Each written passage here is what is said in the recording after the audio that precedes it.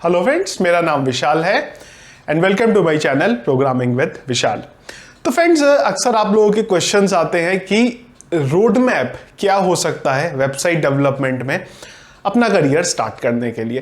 तो road map मुझे नहीं लगता पर्सनली कि जब मैं कोडिंग की बात करता हूं तो वहां पे कोई रोड मैप होता है, क्योंकि जितनी भी चीजें आप सीख सके उतना यहां पे अच्छा है आपके लिए। इसलिए मेरा मानना है, कई बार मैं रिप्लाई भी यही करता हूं कि यार कोई स्टैटिक या कोई स्पेसिफिक रोड मैप नहीं है यहाँ पे, पर फिर भी अगर एक हमें ये बात करनी है कि बेसिक क्या रिक्वायरमेंट है, क्या क्या आपको आना चाहिए, तो डेफिनेटली उसके बारे में हम यहाँ पे डिस्कस कर सकते हैं और वही आज हम डिस्कस करने वाले हैं। तो फ्रेंड्स, वेबसाइट जब हम बनाने की बात करते हैं तो इसके कुछ अलग अलग पार्ट्स होते हैं। जैसे कि सबसे पहले आपका डिजाइन का पार्ट होता है, जहां पे आप वेबसाइट का एक लेआउट बनाते हैं, डिजाइन बनाते हैं, जो एक डिजाइन की टीम होती है वो करती है। इसके बाद उस डिजाइन के बेस पे HTML बनता है। HTML का काम होता है कि हमारा वेब पेज बनाया जाए, देखने में सुंदर नहीं होगा, वेब पेज का स्ट्रक्चर तैयार किया जाए। CSS उसको ब्यूटीफाई करने का काम करेगी। जावास्क्रिप्ट क्लाइंट साइट पे, अगर ब्राउजर एंड पे हमें वैलिडेशंस लगाने हैं, हमें एनिमेशंस लगाने हैं, ये काम हमारा जावास्क्रिप्ट करेगा। तो बेसिक इतनी चीजों में आपकी एक वेबसाइट बन जाती है अगर वो स्टैटिक वेबसाइट है। डायनामिक वेबसाइट बनानी है जहां पे आपको डेटाबेस से कम्युनिकेट कराना है, इस तरीके की वेबसाइट्स के लिए आपको एक सर्वर साइड स्क्रिप्टिंग लैंग्वेज की जरूरत पड़ेगी या फिर सर्वर साइड लैंग्वेज की जरूरत पड़ेगी। जैसे कि PHP है हमारे पास, पाइथन है, Node.js का भी आप यूज कर सकते हैं, .NET है, जावा है, इन सब का आप यूज कर सकते हैं।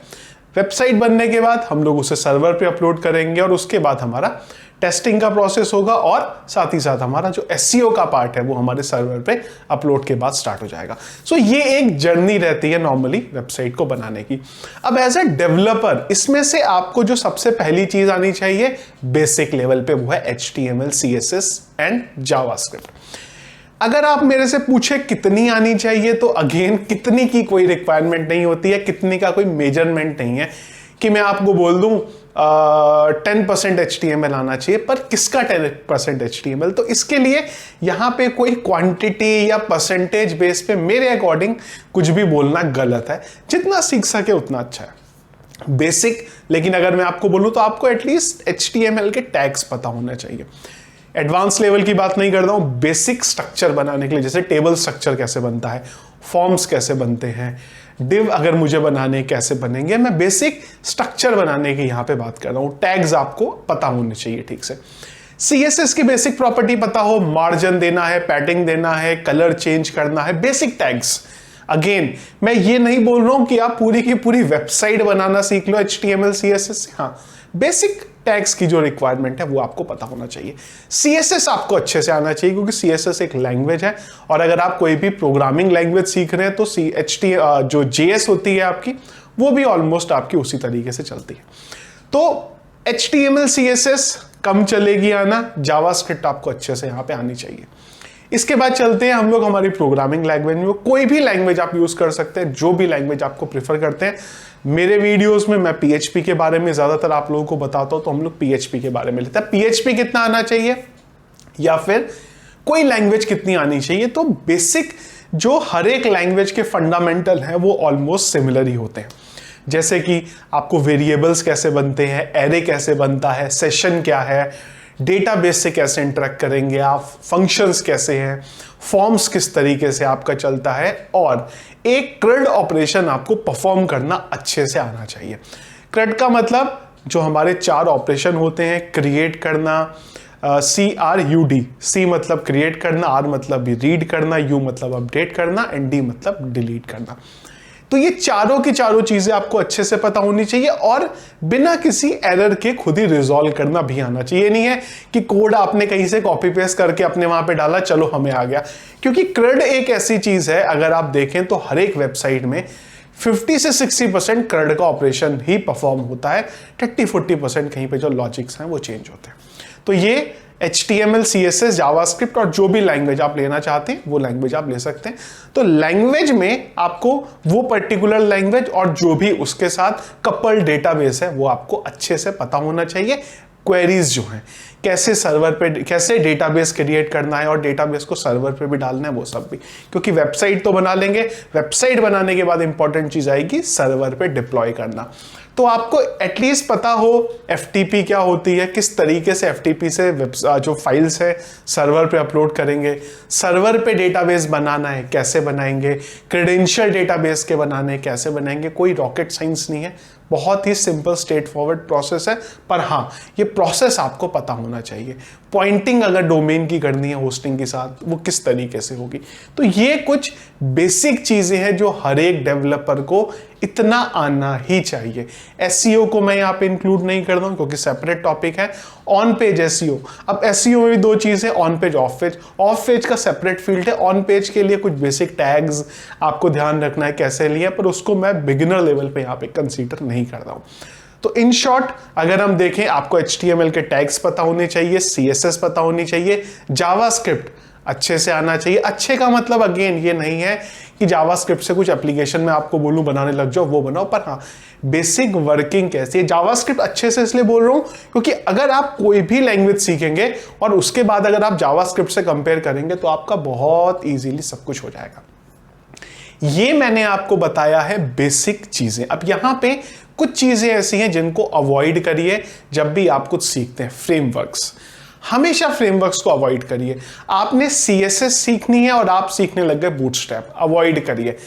खुद से कोड को लिखने की कोशिश करिए। यहां पे फ्रेमवर्क से हमें हमेशा बचना है, CMS से हमें हमेशा बचना है। पर ये मैं स्टार्टिंग लेवल पे जब आप कुछ सीख रहे हैं तब बोलूं। क्यों? क्योंकि अगर आप कोई लाइब्रेरी यूज करते हैं, बूटस्ट्रैप का यूज करते हैं, टेलविंड का यूज करते हैं, तो आपका जो कोडिंग की स्पीड है वो बहुत फास्ट हो जाएगी। क्यों? क्योंकि सब कुछ बना बनाया है, रेडीमेड है, उसको आपको यूज करना है। पर अगर उसमें कुछ चेंज करना पड़ा तो कैसे करेंगे? उसके लिए बेसिक चीजें आने जरूरी है। अगेन मुझे बहुत सारे लोग मिलते हैं जो बोलते हैं कि हमें लारावेल सीखना है, हमें कोड इग्निटर सीखना है। PHP नहीं आता पर हमें लारावेल सीखना है। तो ये माइंडसेट चेंज करना है। हमें पहले बेसिक चीजें पढ़नी है।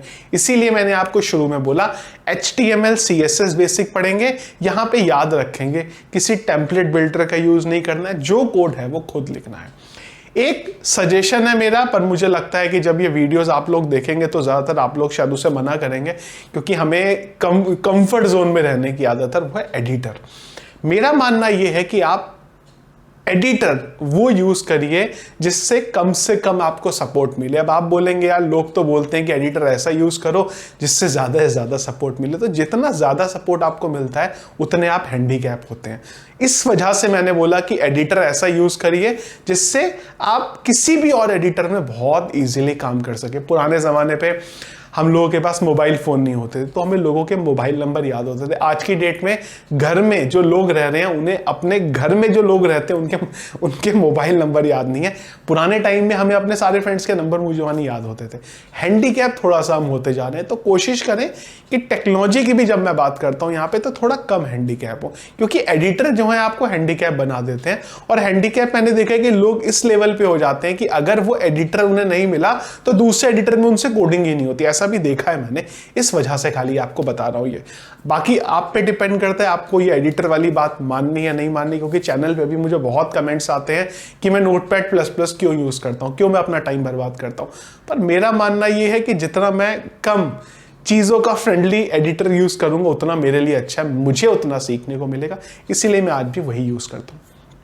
अब यहां पे इंपॉर्टेंट चीज ये है कि आप ये बोल सकते हैं यार आजकल तो हम हर जगह पढ़ते हैं कि रिएक्ट सीखो, एंगुलर सीखो, पाइथन सीखो, और मैं कौन से पुराने जमाने की HTML CSS जावास्क्रिप्ट की बात कर रहा हूं। बिल्कुल सही है आपकी बात, लेकिन प्रॉब्लम यहां पे ये कि अगर आप डायरेक्टली रिएक्ट को, एंगुलर को सीखने जाएंगे तो आपको जो उनका ब्यूटी है वो समझ में नहीं आएगी, क्योंकि आप डायरेक्टली उसी चीज में जा रहे हैं।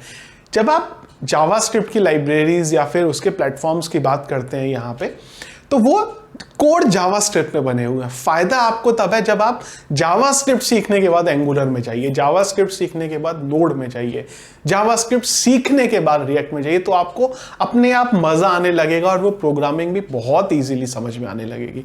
PHP भी मैं हमेशा इसीलिए प्रेफर करता हूं कि PHP इजी है अगर आप किसी भी और लैंग्वेज से कंपेयर करेंगे तो। इंस्टॉलेशन जीरो है, और लैंग्वेज को इंस्टॉल करते करते फ्रस्ट्रेट हो जाते हैं लोग कि लैंग्वेज स्टार्ट नहीं करते। मैं ये नहीं बोल रहा हूं कि PHP बहुत अच्छा है बाकी लैंग्वेज खराब है, हर लैंग्वेज अच्छी है, हर एक लैंग्वेज का अपना यूज केस है। पर अगर हम इजी चीज से चल के टिपिकल की तरफ जाते हैं तो हमें वो चीज इजीली समझ में आ जाती है। इस वजह से मैंने आपको ये इजी टॉपिक दिए हैं, क्योंकि ये वो मैंने आपको बताया जो बेसिक रिक्वायरमेंट एटलीस्ट है एक डेवलपर के लिए, जो उसे आना चाहिए। अब इस पे अगर आपको CMS आता है, इसके बाद आपको फ्रेमवर्क आता है, आपको जावास्क्रिप्ट की लाइब्रेरीज पता है, वो एक एडिशनल बेनिफिट है। एग्जाम्पल अगर मैं आपको दूं कि क्रिकेट अगर आप लोग देखते हैं तो बैट्समैन का काम होता है बैटिंग करना। भले ही वो बॉलिंग उसे आती है नहीं आती उससे कोई फर्क नहीं पड़ता, पर बैटिंग उसे करनी आनी चाहिए। बॉलर का मेन काम है बॉलिंग करना। आप सोचिए कि एक ऐसा बॉलर जो बॉलिंग अच्छे से नहीं कर पा रहा पर थोड़े बहुत रन मार ले रहा, उससे कुछ नहीं होगा, टीम बाहर कर देगी। जो मेन काम है आपका, आपको सबसे पहले वो आना जरूरी है, उसके बाद जो सेकेंडरी चीज है वो आपके लिए इंपॉर्टेंट है। तो ये एक क्विक छोटा सा वीडियो था जो आप लोगों के क्वेश्चंस अक्सर आते हैं कि क्या आपको बेसिक आना चाहिए उसके बारे में।